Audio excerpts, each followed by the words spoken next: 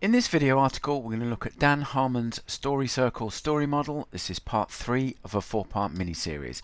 Now, before we get started, to get an email with a timestamped overview every time I release a new video like this, head over to my website, deliberate-practice.com, sign up for my email list. Email subscribers will get the director's cut version of a course I'm putting together called How to Write Your First Short Story. Now, this will consist of 15 to 20 parts. They'll be 10 minutes long or so each. There will be a free version of this on YouTube, but it will be 3 hours long. It'll be one video. And if you're on my email list, each of these parts will have their own page. They'll have detailed timestamp notes, and also will have some implementation guidelines. So it's definitely worth getting onto my email list for that. It will only cost you your email address. Other than that, it's totally free. Okay, in this video we're going to look at Finding Nemo and do a story circle analysis of that. Early Pixar films are really great examples of storytelling. I watched most of these with my kids when they were little in the mid-2000s. As they've grown up, I've not watched any of the later Pixar movies, so I can't comment on those. One that I definitely want to watch, which I've heard great things about, is Up, but I've not seen that. That's probably was about the time that I stopped watching these movies. But Toy Story, The Incredibles, Monsters Inc., Cars, and Finding Nemo are all great movies, and they're all great examples of storytelling. And because they're so short, some of them are 80-90 minutes long, they're really easy to analyze, or much easier than like a 2.5-hour film, but they're still worth analyzing. Forget that they're made for kids. That actually makes them right for analysis, because they're specifically created for children, because the storytelling is a lot more archetypal, without that meaning that it loses subtlety and interesting detail. So these are all those first stories are first few stories that Pixar put together. They did an incredible run. Definitely worth watching. And Finding Nemo has got its own distinctive structure, which we're going to get into.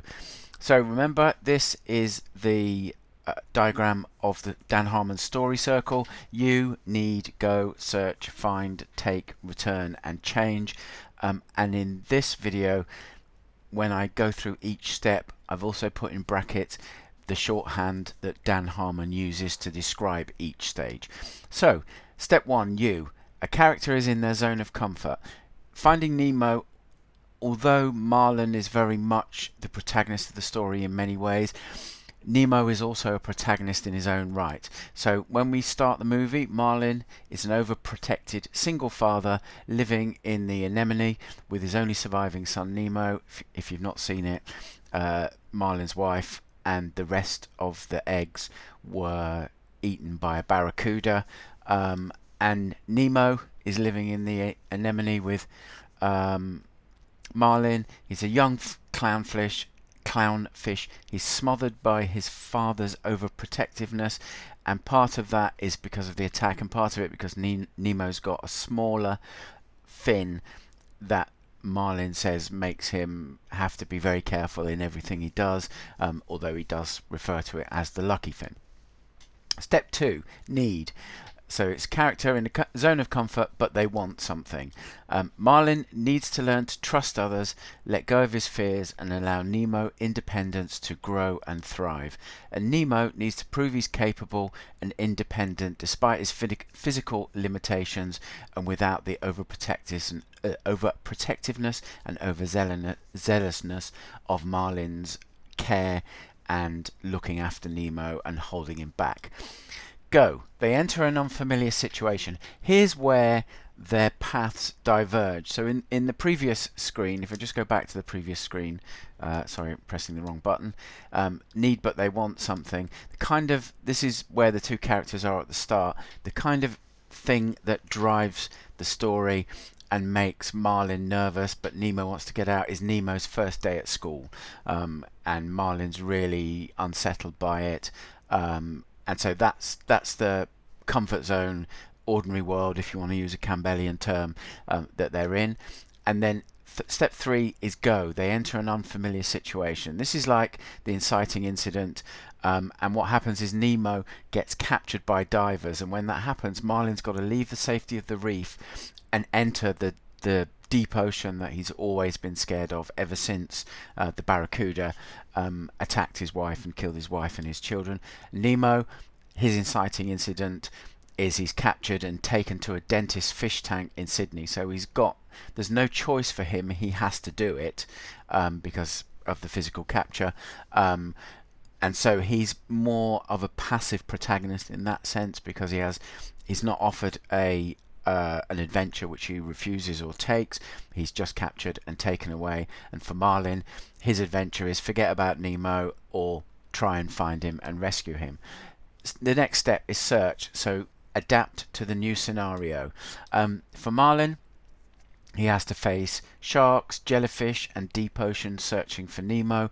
He meets Dory, who's his friend and ally, but he has to learn to trust her because she's very forgetful, and he has to take calculated risks in his pursuit of Nemo. Nemo has to navigate the politics of the fish tank. He has to make friends and allies there.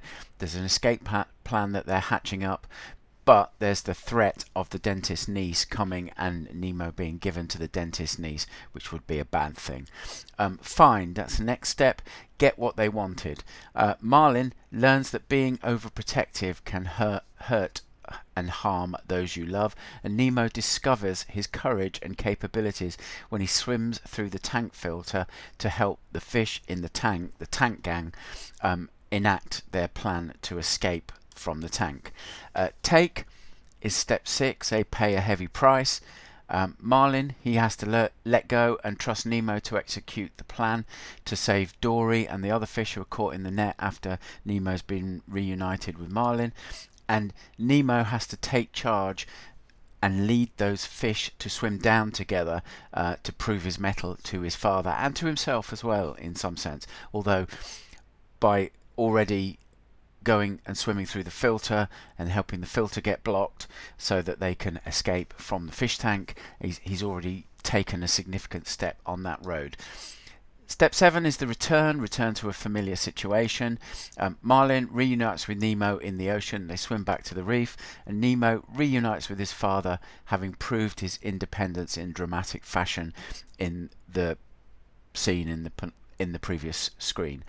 And the final step of the story circle is change. They return having changed.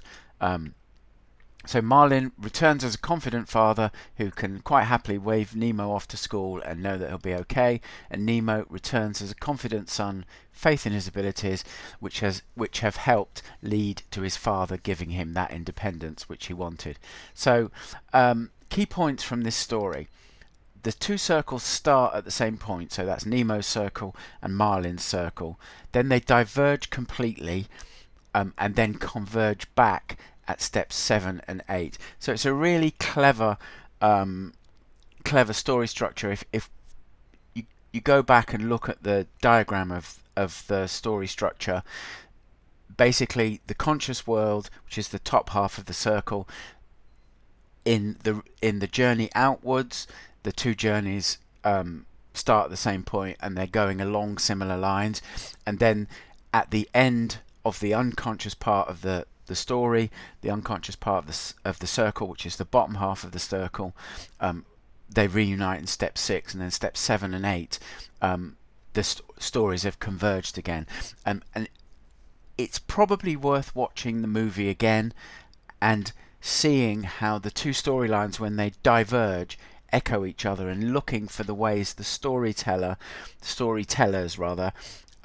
signal to you that we're going back, and the connections between the two different stories. Really clever story, unusual structure. If you've ever got a story like this, this is a great model to tell a story that ticks all the boxes for genre fiction, whether it's a novella or a longer form work or a screenplay even, but does it in quite an unusual manner, and just makes it a really interesting model to see if you can tell a story using this kind of framework where there's two characters and they start off at the same point, but then they diverge, and then they come back together, and the stories converge. But as the two stories are being told separately, they cross and weave, and their paths are braided, and there are symbols that you can see in the movie. This is quite a quick analysis. I don't want to do a detailed 40-minute analysis of it, because you'll actually learn more if you go and do that analysis. So I do encourage you to do that. The other interesting thing is neither can complete their journey without the other completing theirs first. So Nemo can't go and rescue Dory unless Marlin gives him permission to go off and do the rescuing, and Marlin can't get Dory rescued unless he learns to trust Nemo and Nemo's ability. So really clever climax to the story, where they both rely on each other and on each other's growth in order for the story to be completed. So closing out, in the next and the final part of this series, I'm going to sketch out some story questions that you can use at each step of the story circle for brainstorming, if you want to try using the story circle to create a story using this story model for yourself.